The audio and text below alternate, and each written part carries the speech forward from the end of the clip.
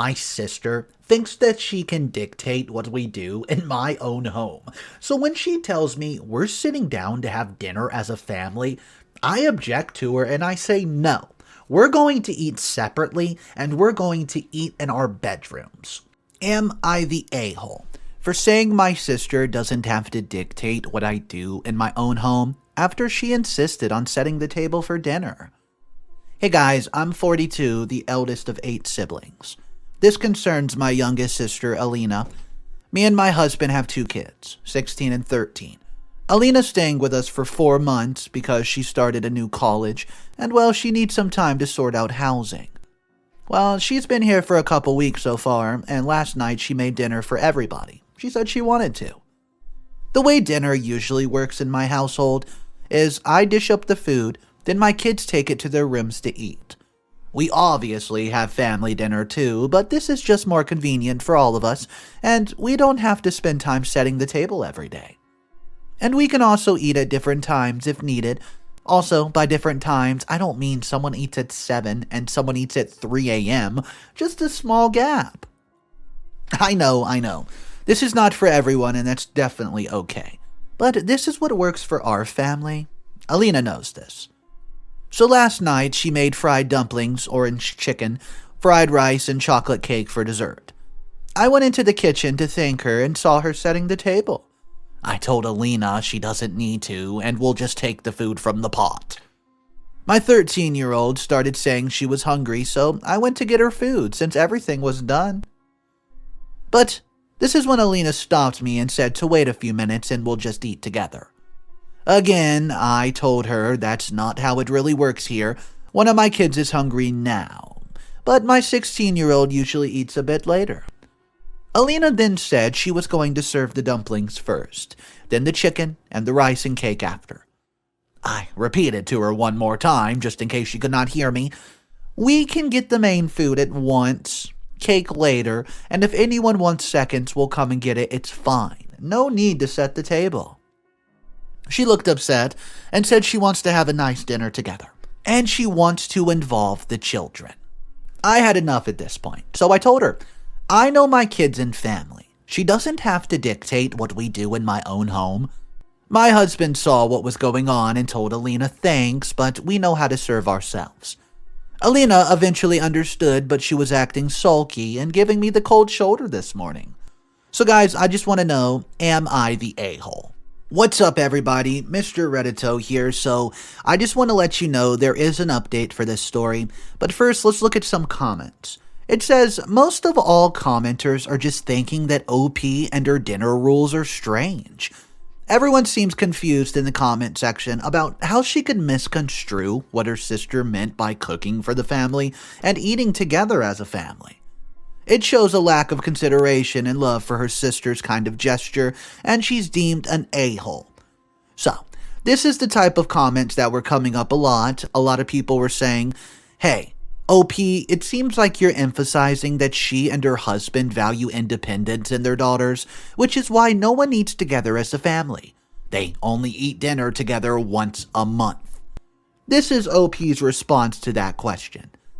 That's 30 minutes we could have spent on our own time, and no, it would take more than 30 minutes with the 3-course style Elina wanted to do. My daughters have their own things to do. We have our own things to do. Elina probably does too. I like to give my kids their independence instead of a helicopter parent. I do see how this is a communication issue though. Then the next line of communication that the commenters were saying is, OP's confirming that her sister did specify that she wanted the family to eat dinner together. OP thought dinner together meant by her bizarre standards. So here's her response to that before we jump into the update.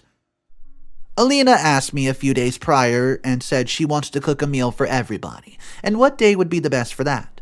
I said Tuesday night, so last night. She said okay, and to keep that day free so we could have dinner together. She never said she wanted everybody to sit down at the table. I obviously thought dinner together just meant she would be cooking for all of us, since she normally only cooks for herself, but she wanted everyone to sit down, which we don't usually do. Alright, so there's the explanation of that, and here is the update. Hey guys, it's pretty early in the morning, but I'm up and wanted to post an update. I couldn't reply to all the comments, but hey, I'll cover some questions people were asking here. Firstly, thanks to the comments who were kind and tried to understand both mine and Elina's side.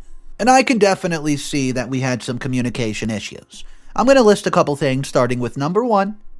I knew even before I posted, a lot of people would gloss over the question that I was even asking and immediately jump on the fact that we have dinner separately. As I mentioned, I know this does not work for everyone, if mostly everybody. That's fine. This is what works for us, and I do not neglect my children. They're happy, healthy teenagers. Number 2, a lot of comments about what we do at restaurants. Well, we eat at restaurants how everyone else eats at restaurants. My home is not a restaurant, so we eat here how we want. Number 3, some comments saying Elina wanted to make dinner because she was feeling lonely, and we made her feel even more lonelier. No, she said she wants to make a meal because she had some news to share, and I never asked her to make food, do any chores, etc. She's free to do and come as she wishes. Well, I did have a chat with Elina that we appreciate the meal, but she's been here for weeks already and knows very well what our eating routine's like. I did apologize for a misunderstanding on my part, but having dinner exactly the way she wants is not the only form of appreciation. We all told her the food was delicious because, well, it was, and that should be enough. She seemed to be understanding and said it was okay, but was still a little quiet around us, so I think I'll let her cool off for a bit. Alright guys, Mr. Reddito here, that's the end of the story, but in the comment section, I did notice the big news that the sister wanted to share that OP was still dismissive about. It's this. Well, I asked her later about the news, so yes, I know. Her long-distance boyfriend managed to get a job here, so he's moving. Good to hear, but this wasn't exactly news because she said before that he's trying to get a job here. This is also why she can't stay at student housing because they want to live together. She's also received a scholarship for her post-grad program. Anyways, thanks guys for listening to the story. Alright guys, so for this story, almost everybody in the comment section is saying, OP, you are such an a-hole. Here's one of the main comments. So, the sister asked specifically to have a day set aside for a meal together, made several courses, and did not even get to share her news. Finding a place where the boyfriend will be a relief. I'm sure she's happy to get out of that place. Guys, what do you think? Do you think OP was just an absolute mess, and this entire situation was just so petty and ridiculous? Let me know your thoughts about that. I would love to hear your opinion on this topic. Go ahead and drop your thoughts down below. We still have one more story to look at, and I'll announce the title in a second, but first, if you're new to the channel, hello. I read stories every single day of similar topics. If that's something you're into, consider subscribing, and let's go ahead and look at the last story of the video. I was kicked from my house. Why? Because, well, I was accused of being gay. I'm not, though. What should I do? Hey, I was on YouTube last night and somehow ended in the section about gays coming out. Reactions to that, etc. Some of them were really touching, and I ended up watching every single one known to man. I went to bed around 11, forgetting to log out of the computer. Next thing I know, I'm being waken up at 3 in the morning. My mom's gone through my browser history and seen all these videos and decided I'm trying to figure out how to come out. I'm incredibly disorientated, trying to figure out what's going on right now at 3 a.m., and she's screaming and shouting in my face. She tells me I have to get out now and not to come back until I'm, quote, fixed. I've sort of figured out the plot here and start telling her the truth. I'm not gay. She doesn't believe me and says now I've lied as well as been gay. She calms down enough to control her fury and gives me a string bag with a couple days worth of clothing and tells me she never wants to talk to me again unless I do something about this. Well, it's about 7:30 right now. I'm at my friend's house. I'm 15 years old, and as much as I hate being in that hatred of an environment, I need my mom to provide for me until I can get to college. I've tried calling her half an hour ago to tell her again, but she just screamed that I'm lying. I don't know what to do. My friend's going away soon, so I can't stay here. P.S. This was a throwaway account for privacy reasons, and also, my other account's probably still open on my home computer. The one my mom's got access to, by the way, so I'm not looking for anything else besides maybe just a little bit of help. Definitely not looking for some karma. A few edits before we jump into the update. Sorry, I should have been more clear. Technically, she thinks I'm a lesbian since I'm a girl. Edit 2. Thanks everybody who commented helpfully. I've called the police.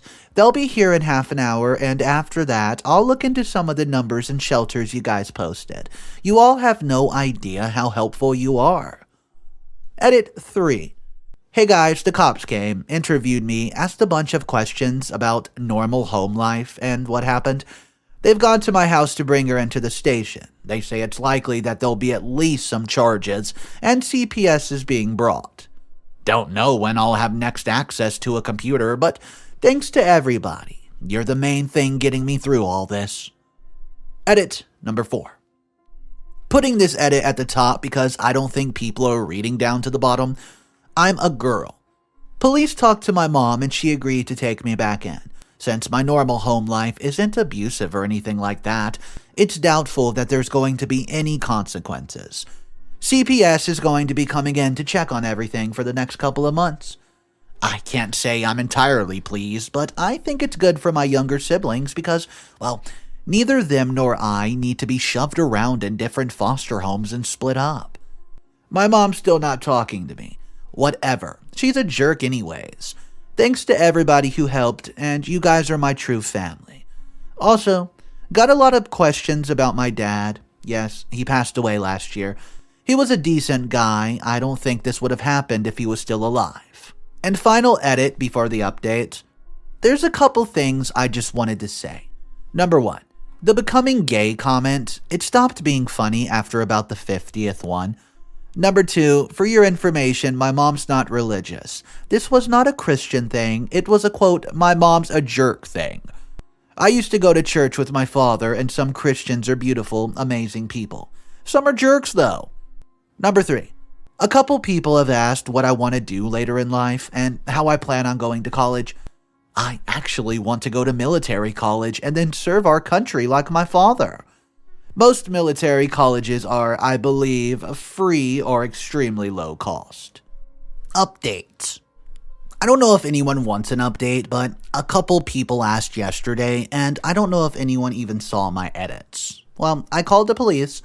They came and interviewed me. Then they left to go talk to my mom. Someone drove me to the station, which was the first time I saw my mother. They had told her the legal consequences and obligations, and she agreed to take me back in, saying she overreacted. Thank you, Captain Obvious. I didn't see any actual CPS yesterday, being Easter Sunday, but they came to my house today to talk to my mom. I didn't see them. I was in school.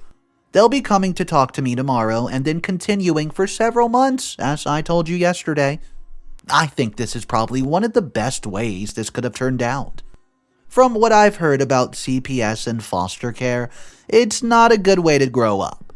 So, yeah, that's it, I think.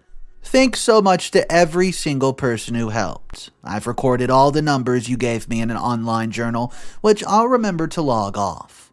I got so many offers to help, and just knowing there's people out there made me feel secure. You guys are awesome. So most people in the comment section of this one are saying, just because you're watching a certain type of video non-stop binge watching it, doesn't even mean that has to do with you. Here's an example. I'm child-free, and at some point, videos of pregnancy announcements were so popular, and some of them were straight up hilarious. Others, very emotional, so I happened to binge watch some at the time. It didn't make me want to have children of my own, but I love the positivity of those. So guys, it turns out you can watch videos you want and you don't have to relate to those videos. Let me know your thoughts about this though, about how the mother handled the situation, how CPS had to get called, all that. Drop your thoughts down below, guys. That's going to be the end of the content for today's video. If you want to see more, you can find my other channels directly below in the description, or you could subscribe to this one and see what I have for you tomorrow. Guys, have a wonderful day, and I'll see you in the next one.